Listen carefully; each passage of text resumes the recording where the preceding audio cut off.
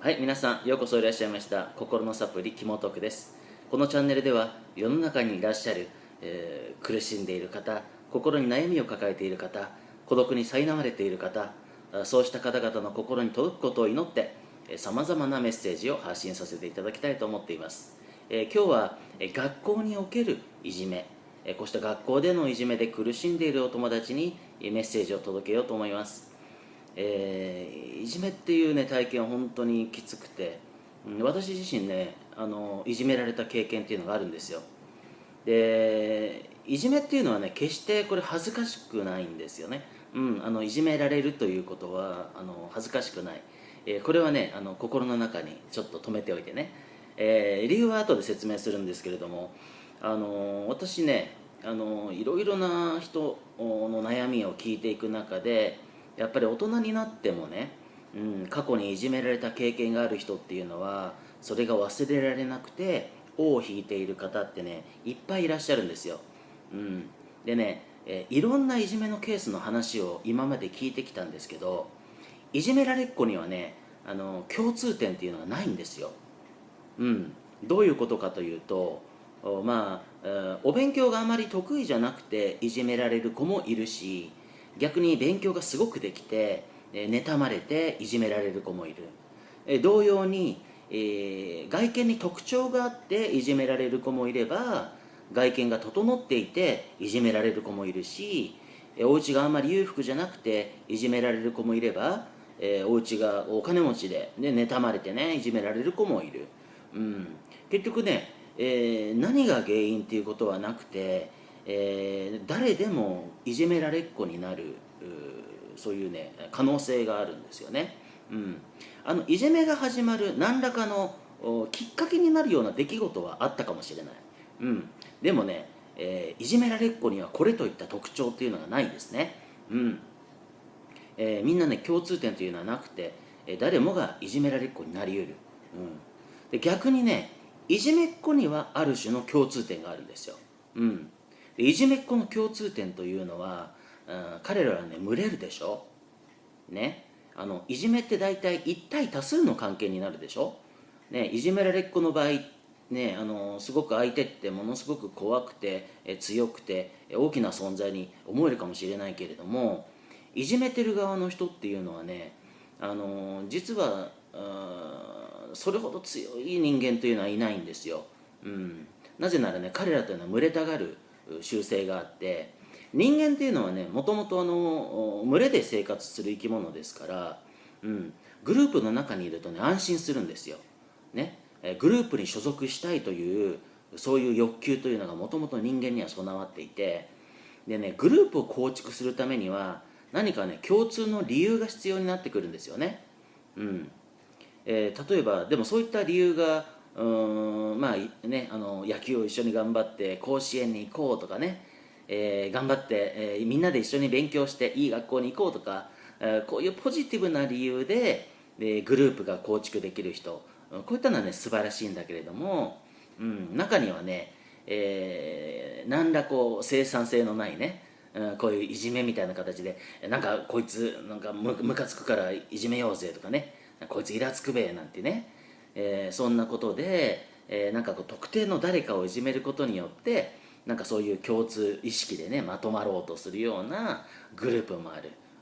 それがねいじめっ子の正体なんですよ。何かこうあんまりこうポジティブなことでまとまれない人たちで、こういうふうにね誰かを傷つけたり誰かをこういじめたりすることで何かを発散しようとするいじめっ子っていうのはね、なんかこう強い存在にねいじめられてるみんなからすると見えるかもしれないけど、実は弱い人たちで、この人たちもねいじめてる人たちも何らかのストレスをどこからか受けてるんですよ。例えばそうだな、学校ではそんな感じでいじめられっ子のことをねこうやり込めて得意になってるかもしれないけど、お家に帰ったらもうお兄ちゃんにいじめられてるとかね、お姉ちゃんにいじめられてるとか、また親からあんまり愛されてなかったりとかね、可愛がってもらえなかったり虐待されていたりとかね、また近所でこういじめられていたりとか、あとはまた学校のストレスとかね、そうしたもろもろのストレス、そうしたものを抱えている、ある種の抑圧を受けている人たち、でなおかつその抑圧というのを自分でうまくコントロールすることができなくて、それがねいじめというような発散行動に結びついている、そういうふうな、ね、ケースがかなり多いように見受けられます、だからね、いじめに耐えている君の方がよっぽど強いんだよ、いじめられているね君の方がよっぽどねいじめっ子よりも強い精神、タフな精神を持っていると言えます。で、一つね、いじめというものを助長させないための態度としてね、君はあんまりこのいじめの規模が大きくならないように何か嫌な行動をされた時にね、なんか笑ってごまかしたりとか笑って流したりとかねしようとしているかもしれないけども、それはねやめた方がいい、嫌なことは嫌ってはっきり言わないとダメね、さっきも言ったようにいじめっ子っていうのはもともと強い人間ではないから、だから、ね、相手がね反撃してきたりやり返してきたりするとビクッとするんですよ、ね、彼らがいじめる対象になるのはいじめても安全な人、いじめてもやり返されない、ね、自分が一方的にいじめられる相手というのを常に探しているんですね、自分よりもね強い相手のことをいじめることはできないんですよ。常に自分よりも弱い相手を探そうとする、これがねいじめっ子の特徴で、決してね強い人間ではない、だからねまず明確な意思表示をするっていうのがね大事になってくる。でもね一対多数だもんね、しんどいよね、特にね中にはクラス全体がね敵になっちゃってるような子もねいるかもしれないから、なかなかねそこで明確に自分の意思をね、発揮する、それをちゃんと表明するっていうのはねなかなかしんどいかもしれない、でもね、まず自分の意見をはっきりとそこで言うっていうのはね実はすごく大切なことなので、それがね一人でもしできないとしたらね、さっきも言ったようにいじめられるということは決して恥ずかしいことではないから、ね、きっと周りに力になってくれる人がいます、ね、例えばご両親であるとかお友達であるとか学校の先生であるとか、ね、担任の先生とかがね頼りなかったらね教頭先生に行ったりとかね、教頭先生も頼りなかったら校長先生に行ってね、校長先生頼りなかったらもう教育委員会にいるとかね、とにかく周りに協力している人必ずいますから、そうした人たちに助けを求めるというのも有効な手段じゃないかなと思います。まずね、自分だけで抱え込んで苦しんだりすることはね、やめた方がいいかもしれないね、誰か周りに、ご相談できる人がいたらね、それがだいぶ心の支えになると思う。でいじめられているとね自分の自尊心というものがどんどんと傷つけられてね、なんか自分がとんでもなく弱い人間で情けない人間のように思えてきて、いじめられている自分がすごく恥ずかしいっていうふうにね思い込んでるお友達いっぱいいると思う、でね、恥ずかしいと思ってるとねなかなか他の人に助けを求めたり相談をしたりっていうことができなくなってくるんだよね、僕自身がそうだったから、僕はね高校時代部活でいじめにあって、でね部活それで面白くなくなってやめちゃったんだけど、僕の場合はねその経験が逆に良くて、高校卒業して僕は大学にね行くことになったんだけど、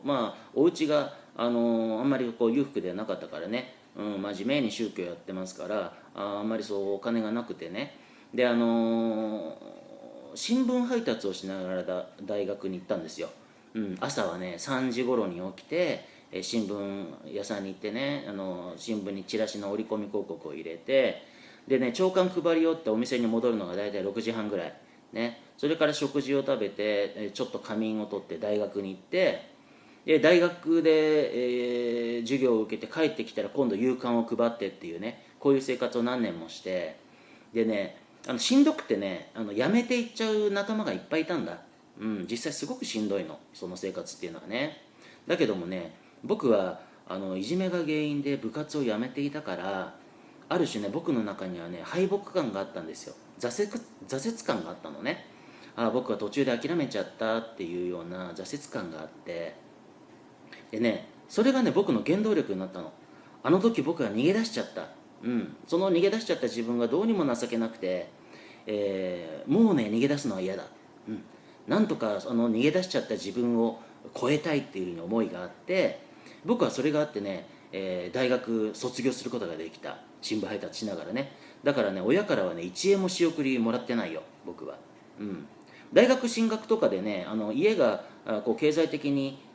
あんまりこうしんどくって大学行けないかもって思ってる子はね、やる気さえあれば大学なんて誰でも行けるんだよ。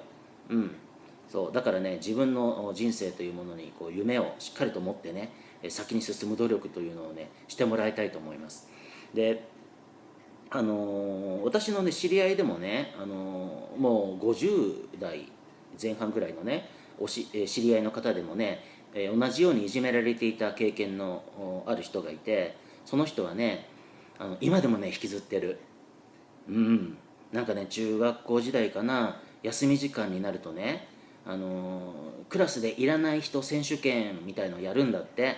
なんかいらない人ランキングみたいなのをね言ってね、黒板に名前書いてくんだって。その人の名前をねまず一番最初に書くんだって。で書いたところでね、ピンポンパンポンってね、休み時間が終わるぐらいの時間にねそんなことやってね、いつもその人の名前だけ書かれて、それをこう見させられるっていうようなね、そんな経験したんだって。でやっぱりそれがすごく悔しくてね、辛くっていまだに思い出すって。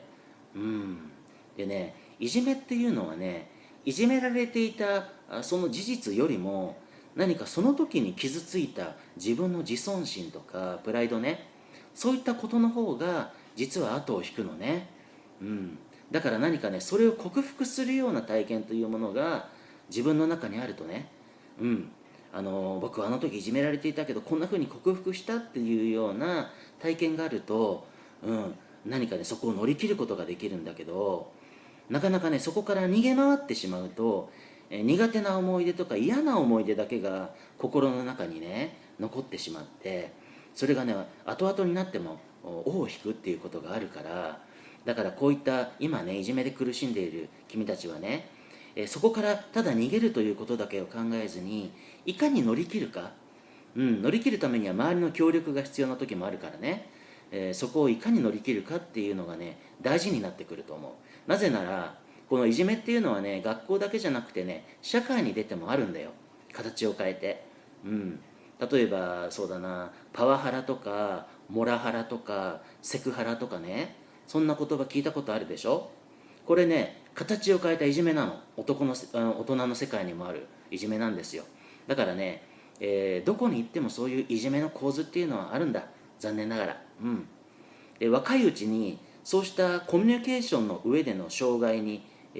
ぶつかった時にどう乗り越えるのかというのを、ある種の人生勉強だと思って取り組むのもすごく大事。これはねやっぱり僕もいじめられていた経験があるからこそ言えることなんだけど、中にはねすごく理解のある大人の人がね、自殺するぐらいだったらもう学校なんか行かなくていいよとかね、そういうアドバイスをする人もいる。でそれはねある意味正しいね。本当にだっていじめが辛くて苦しくて命を絶ってしまったお友達も大勢いるもんね。そんな状況になる前に SOS にね、心がもうこれ以上無理だと思った時に、そこから避難するというのもすごく大事だよ。だけどね、そこから不登校になってしまったお友達を僕はたくさん知っていて、でそういう子はね最初はいじめが原因で学校に行けなくなっちゃったんだけど、その後はねやっぱり学校から遠ざかったことによって学力が落ちちゃったりして、それでね元の学校に戻りづらくなっちゃっているお友達がすごくいっぱいいるのね。でこのね不登校という問題に関してはすごくテーマが大きいから、またね別の動画で、別にやります。今回はだからそれにはあまり触れないけれども、非難するだけではね、こういじめの問題っていうのはなかなか解決しない。なぜかっていうと、いじめられた事実よりもねその時についた心の傷が問題だから。どちらかというとみんなの心の中、その中でいじめという事実がどのように残るのかという方がよっぽど大きな問題なの。いじめっ子なんてのはね大した存在じゃないんですよ。だって今はね君の世界っていうのはその学校の中での人間関係が全てかもしれないけれども、僕もね大学進んだらねすごいお友達がいっぱいできたの。大学ってのはいいとこよ。すごく素晴らしいお友達がいっぱいできるところだし、人生の親友と呼べるようなお友達もね、僕はそこでできましたから、でね、そういうふうな形で、今は君はすごく孤立をしているかもしれないし、心細い思いをしているかもしれないけど、もしかしたらね、隣の中学校、隣の高校に君の一生の友達になるような人がいるかもしれないね。だから君の世界はこれからどんどんどんどん広がっていくから、ね、そうなった時に今君のことをいじめているそのいじめっ子っていうのがね、どれだけくだらない人間かっていうのはもう後々になってよう分かると思うから、そんな人たちに君のね貴重な人生というものをね、なんか狂わされてしまったらもったいないでしょ。これからいい出会いはいっぱいあるからね。だからそのためにはいかにこう自分の中でのそういった苦手な思い出、苦しい思い出を克服していくかっていうことがはるかに重要になってきます。だからね、私はあまりこう逃げるということを勧めません。それでね、後になって尾を引いちゃってる人がいっぱいいるからね。で、あのもしね、苦しいな、悲しいな、しんどいなとかね、あとそうは言ってもやっぱりいじめられてる僕って恥ずかしいって思ったりとか、あとはまた中にはね、親に心配をかけたくない、友達に心配かけたくないっていうことで相談ができない心の優しいお友達もいると思う。そういった時はね、僕にメッセージください。ね、ここの動画のコメント欄に書くとね、みんなに読まれちゃうから恥ずかしいってもし思っているお友達がいたら、概要欄に私のメールのアドレスが載っているからね、こっちの方に、メールください、ね、私はこういういじめで悩んでますって、こんなこと言われて、こんなふうな扱いを受けて、こんなふうに苦しんでいますってね、そういうふうなことがあったらどんどん連絡ください。でやっぱりね、なかなか返事に時間がかかることもあるかもしれない、いっぱいはあってね、応募が来たらね。でもね、時間をかけてしっかりと読ませていただいて、直接メールができればするし、またまとめてね、動画の中で、共通の悩みを持っているお友達に答えを出したりとかアドバイスをしたりということができると思うから、まずね、私は君の味方です。君の気持ちもよくわかるし、それから君がこれを乗り越えて、大人になってからもね、これが君の心の中に影を落とさないように取り組むにはどうしたらいいかっていうね、後々10年後20年後の君の未来も見据えた上でのアドバイスをしていきたいと思います。だからね、安易に学校なんか行かなくてもいいよとかね、そういう無責任なことは言わない。だってそれで苦しんでるお友達いっぱいいるからさね。無関心になんかその場だけ耳障りのいいことを言ってね、後の責任を取らないような、そういうね無責任な発言する人もいっぱいいるんだけど、僕はねちょっとそういったのってどうかなと思う。